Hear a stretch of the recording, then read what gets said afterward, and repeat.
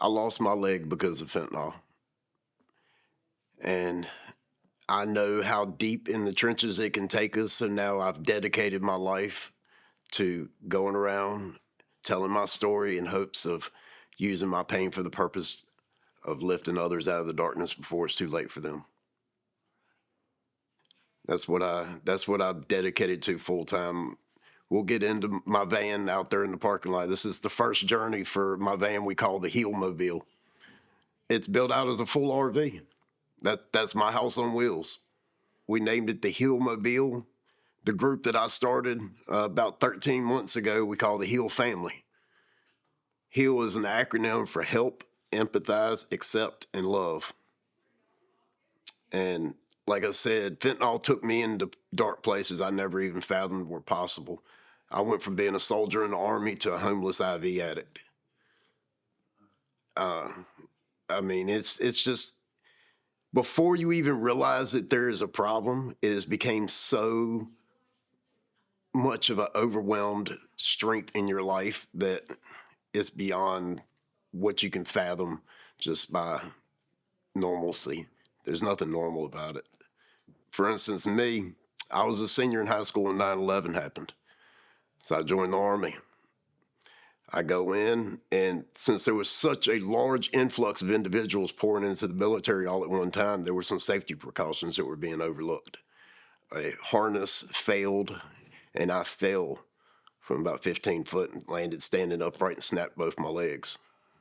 So at 19 years old, I was medically discharged from the Army. I'm a service-connected veteran because of this, but I was given the parting gift of an opiate addiction.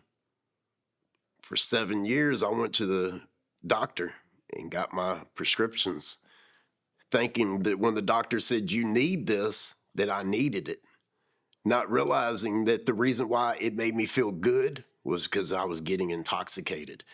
And it's going on, and it's building up and up. And you don't even realize how big it's gotten until all of a sudden the government says, oh, we're giving out too many opiates. I get cut way back. I learned what withdrawals were. I mean, I didn't even realize that I had a problem until the problem was life controlling. And then somebody said, hey, I got a buddy that sells those on the street. That become too expensive very fast. Hey, heroin will do the same thing. Before I realized the snowball that was going on, I was a homeless IV addict. I was living in abandoned houses. I was at the bottom of it, man. And it had total control of my life until December 20th, 2022. When I got so intoxicated on illicit fentanyl, I laid there unconscious while a kerosene heater fell on my leg, burned it so bad that they ended up having to amputate it. I was in burn unit ICU in Chapel Hill, North Carolina from December 20th, 2022 to February 8th, 2023. And during that whole time in the hospital, you know how many friends from the street came and seen me? Not a one. But within 24 hours of me getting released from the hospital, the dealer that sold me the stuff called me. Said, I heard you was out of the hospital. I got that fire if you need any. So I got enough fire from you last time.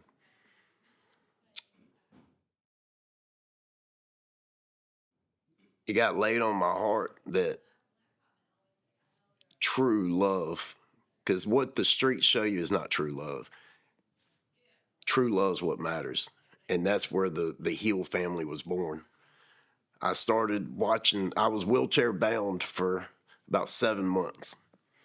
And I started watching recovery content on Facebook and TikTok and all them. And I happened across Benjamin Lerner, the man that introduced me. We was talking about at the Lost Voices of Fentanyl rally. This is how I met him. I started watching his content. And then a man named Josh Catlett.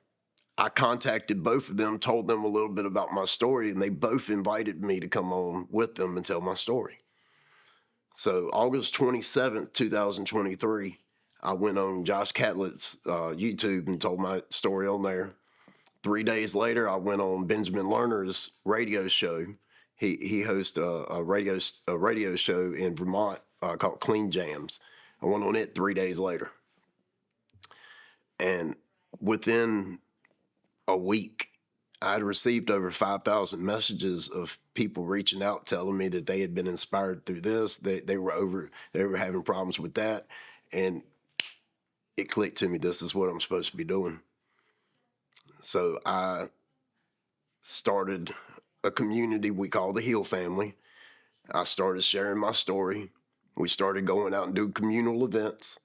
On March the 2nd, 2024, we hosted our first community event. We did a overdose awareness skydiving event in Raleigh and at Skydive Raleigh in Raleigh, North Carolina. I had members of the community submit pictures of lost loved ones, and we wore collage shirts, took them on the jump with us. Then I went back to the town that I was burned in, the town I lost my leg in, Danville, Virginia. Went back there with a group, my whole family, a group, and a few of my followers. We went and passed out over 2,000 doses of Narcan, some canned food and different things of that nature. And it felt really good to go back to the town that I feel like I took from for so long. Living there as a homeless IV addict, all you do is take. When you're in that world of addiction, all you do is take. And so the entire concept of what Heal is about helping others. It's about lifting up others. Last year, exactly a year ago, I put a post on Facebook saying, theoretically, if I bought a van and I built it out as an RV to travel the country as a volunteer motivational speaker, how many of y'all would ride along with me? And I got a positive response.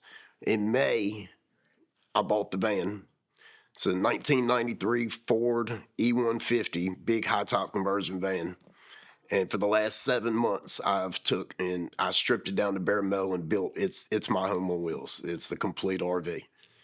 And yesterday was the start of the first trip yet for the Heelmobile.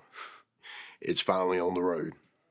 Anybody wants to hop in that passenger seat with me, let's take this trip, because it promises to be a fun one.